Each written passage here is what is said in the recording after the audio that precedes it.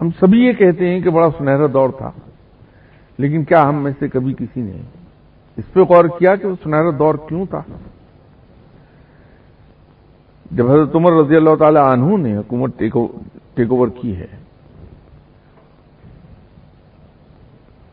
اس وقت مسلمانوں میں زکوٰۃ دینے والا کوئی نہیں تھا، اور جب شہادت پائی ہے تو مسلمانوں میں زکوٰۃ لینے والا کوئی نہیں تھا۔ یہ ٹرانسفارمیشن جو ہے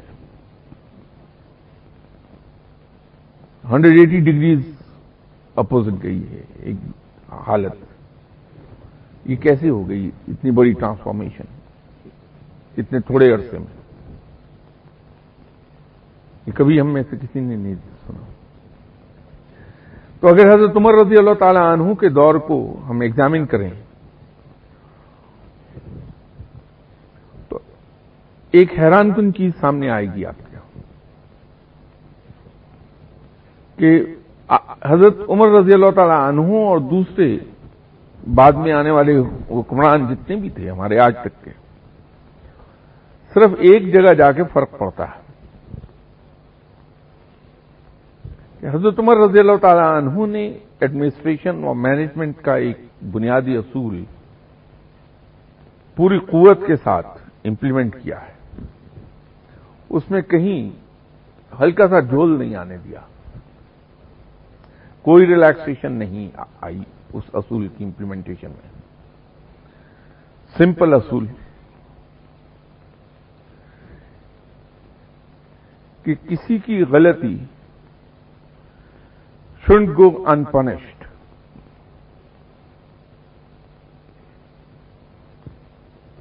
کسی کی کوتاہی، غلطی اور گناہ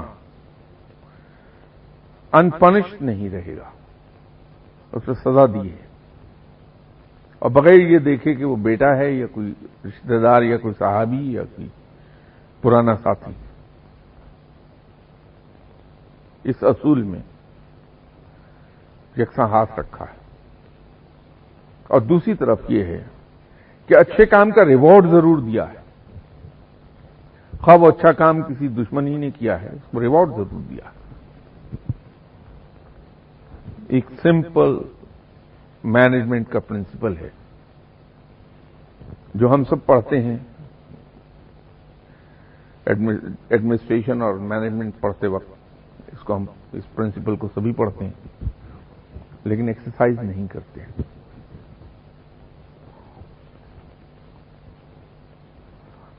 تو یہ چھوٹی چھوٹی چیزیں ہیں، اگر ہم واہ واہ کرنے کی بجائے اس کو یہ دیکھ لیں کہ ایسا کیوں ہے،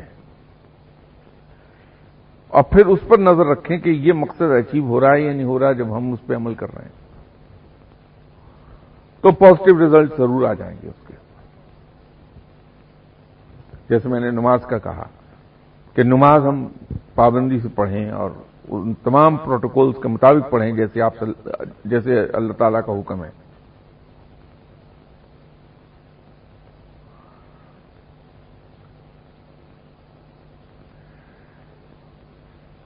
لیکن نظر اس پر رکھیں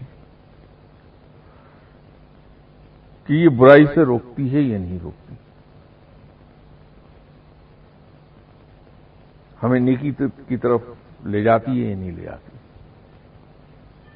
تو اگر ہم نہ جا رہے ہوں تو نماز کا قصور نہیں ہے، قصور ہمارے ادا کرنے کا ہے کہ ہم اس کو ادا نہیں کر پا رہے۔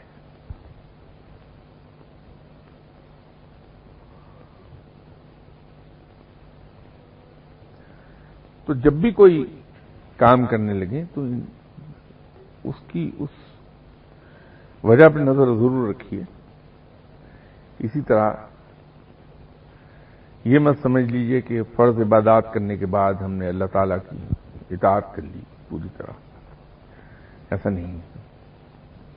اسلام کے اندر ہم اسلام کو بائی پارٹ نہیں لے سکتے۔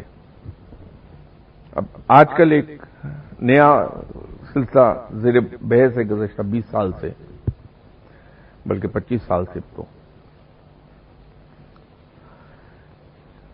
وہ ہے بینکنگ سسٹم ان اسلام۔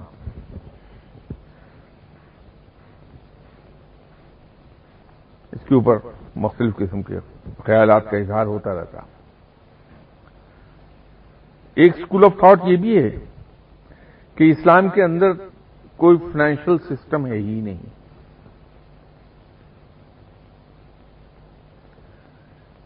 پرابلم یہ نہیں ہے،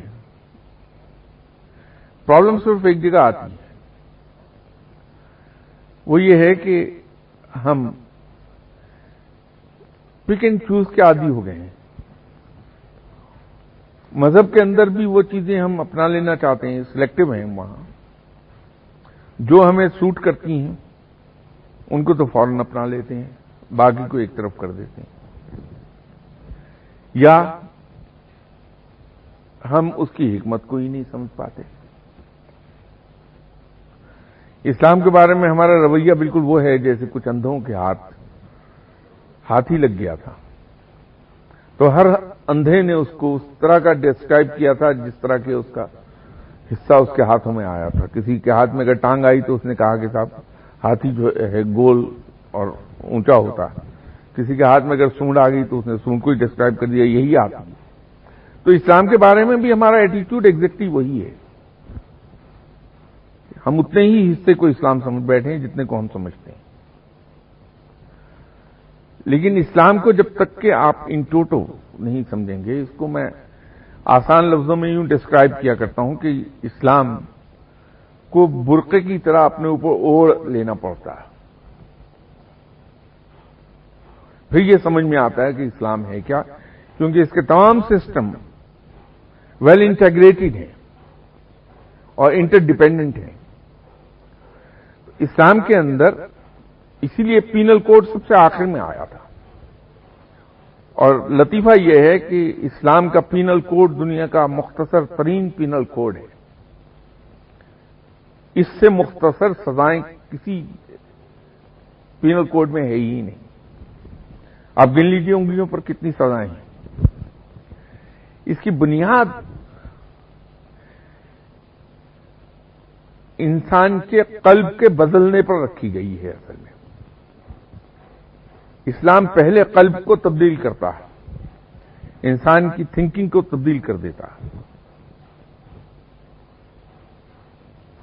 تو گناہ کے خلاف جو پولیس مین بیٹھتا ہے وہ اس کے اپنے اندر بیٹھ جاتا ہے. غلط کاموں کے خلاف پولیس مین اس کے اندر بیٹھتا ہے. جبکہ ہم اسلام کو امپلیمنٹ کرنا چاہتے ہیں، پینل کوڈ پہلے اور باقی چیزیں بعد میں.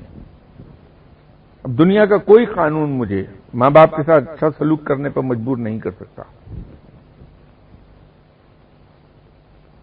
کیا حکومت مجھے مجبور کر لے گی؟ جھوٹ بولنے سے منع کرتا ہے اسلام، تو کیا آپ ایک آرڈیننس بنائیں گے کہ میں گھر میں بچوں کے ساتھ جھوٹ نہ بولوں؟ اندر بیٹھا ہوں، بچے سے کہتا ہوں جا کے بیٹا کہہ دو کہ جو ملاقاتی آئے کہ میں ہوں نہیں. اسلام روکتا. وہ جو اندر قلب آپ کا تبدیل ہو جائے گا وہ ماں باپ سے اچھا سلوک کرا دے گا، پڑوسی سے اچھا سلوک کرا دے گا، کیونکہ رب کا حکم ہے. جھوٹ بولنے سے منع کر دے گا. تو وہ قلب تبدیل ہوگا اسی وقت جب اسلام سمجھ میں آ جائے، اور سمجھ میں آنے کے بعد ہمارا دل بدل جائے، تھنکنگ ہی تبدیل ہو جائے ساری کی ساری. تو پھر وہ جو مختصر ترین پینل کوڈ ہے وہ کافی ہے. پھر اندر کا پولیس مین ہمیں ہر وقت سزا دیتا رہتا ہے، روکتا رہتا ہے.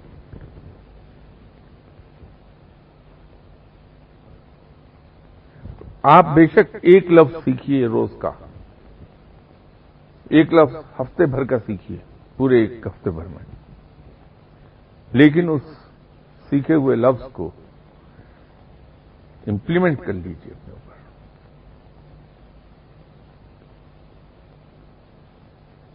فلاح پا جائیں گے. اور اگر یہ نہیں ہوگا تو پھر وہی ہوگا جو ہو رہا ہے. گلی گلی محلے محلے درس و تدریس کے ادارے کھلے ہیں، جگہ جگہ تفسیر کا، حدیث کا سبق ہو رہا ہے. لیکن صورتحال کیا ہے کہ معاشرے میں برائی اور سب بڑھتی چلی جا رہی ہے۔ وجہ یہ ہے کہ ہم وہ سیکھتے ضرور رہے علم، لیکن بطور فیشن کہ بھری محفل میں بیٹھ جائیں تو اس پر ہم اپنے خیالات کا اظہار کریں تو لوگ امپریس ہوں، اس پر عمل کرنے کے لیے نہیں۔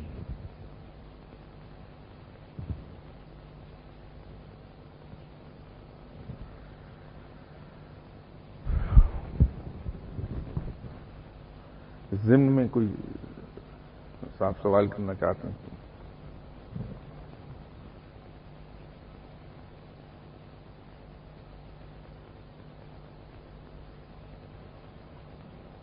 شاہ صاحب، جو موجودہ دور ہے اس کے بارے میں میرے خیال 800 سال پہلے کسی نے کہا تھا کہ اینچے شورست کے در دور کمر میں بینم، ہما آفاق پورا فتنہ و شر میں بینم۔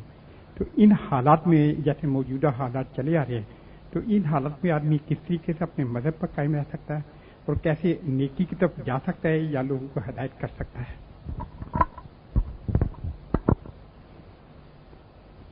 دیکھیے، یہ حالات اور یہ معاشرہ ایسا ہی رہے گا اس وقت تک جب تک کہ ہم معاشرے کا رونا روتے رہیں گے۔ اگر درست کرنے کے سلسلے میں نے اپنے آپ کو معاشرے سے کاٹ لیا، یہ سوچ لیا کہ دوسروں کی ذمہ داری مجھ پر نہیں ہے، وہ جو چاہے کریں، وہ آزاد ہیں اپنی فعل میں، مجھے چونکہ اللہ کو اپنے لیے جواب دینا ہے تو میں اپنے آپ کو درست کر لوں۔ تو اگر 14 کروڑ لوگوں نے یہ سوچنا شروع کر دیا تو معاشرہ تو 5 منٹ کے اندر اندر ٹھیک ہو گیا۔ اور اگر ہم یہ سوچتے رہے کہ میں اپنے آپ کو ٹھیک کیوں کروں کیونکہ دوسرے بھی ایسے ہیں، تو یہ بگڑتا چلا جائے گا۔ تو ہمارا اس سے کوئی تعلق نہیں کون کیا کر رہا ہے، وہ اپنے فعل کے لیے خود اللہ کو جواب دے۔ ہمیں صرف اپنے اوپر نظر رکھنا ہے، اور اس کا ایک طریقہ یہ ہے کہ ہم یہ سمجھ لیں دل میں کہ دوسرے سب اچھے ہیں، صرف میں ہی برا ہوں، اور مجھے اپنے آپ کو اچھا بنانا ہے۔ بھلائی آ جائے گی، اس میں کوئی مشکل ہی نہیں کوئی۔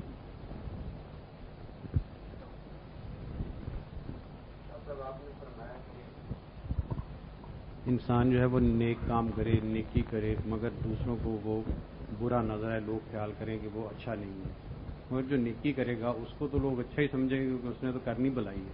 یہ کس طرح ہو سکتا ہے؟ دیکھیے، بات اس کی مثال ایک اور طریقے سے میں آپ کو دے سکتا ہوں۔ رب تعالیٰ احسان کرنے کی تلقین فرماتا اور اس کے ساتھ ساتھ وہ یہ کہتا ہے کہ اگر تم کسی کے ساتھ نیک سلوک کرتے ہو تو اسے چھپاؤ،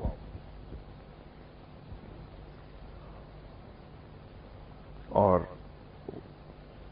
اس کے ایک سزا یہ سناتا ہے کہ اگر کوئی شخص کسی کے ساتھ اچھا سلوک کر کے جتا دے تو میں اس کی نیکی اس کے منہ پہ دے مارتا ہوں، قرآن میں۔ یہ ایک پہلو ہے۔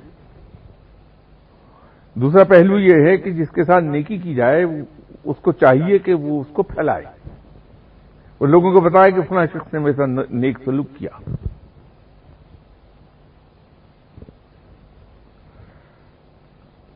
تو جب ہم خود نیکی کرتے ہیں اور اس کو چھپاتے ہیں اپنے اندر، اور اپنے آپ کو پورٹریٹ کرتے ہیں کہ میں برا آدمی ہوں،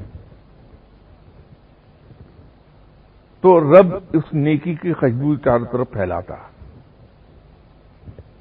وہ کئی گنا ہو کے زیادہ پھیل جاتی ہے کہ آپ کے اندر ایک تو تکبر پیدا نہ ہوا کہ میں نیک انسان ہوں، کیونکہ نیکی کے بارے میں ایک عجیب سی بات یہ ہے کہ نیکی اور تکبر میں ایک بال برابر فرق ہے، ہیئر لائن ڈفرنس ہے صرف۔ جب تک انسان کو یہ احساس نہیں کہ میں نیکی کر رہا ہوں، وہ نیکی ہے۔ جہاں دل میں یہ احساس آیا کہ میں نیکی کر رہا ہوں اور نیکی نہ رہی، تکبر ہو گیا، سب غرق ہو گیا۔ تو جب تک انسان اپنے آپ کو جوتے مارتا رہتا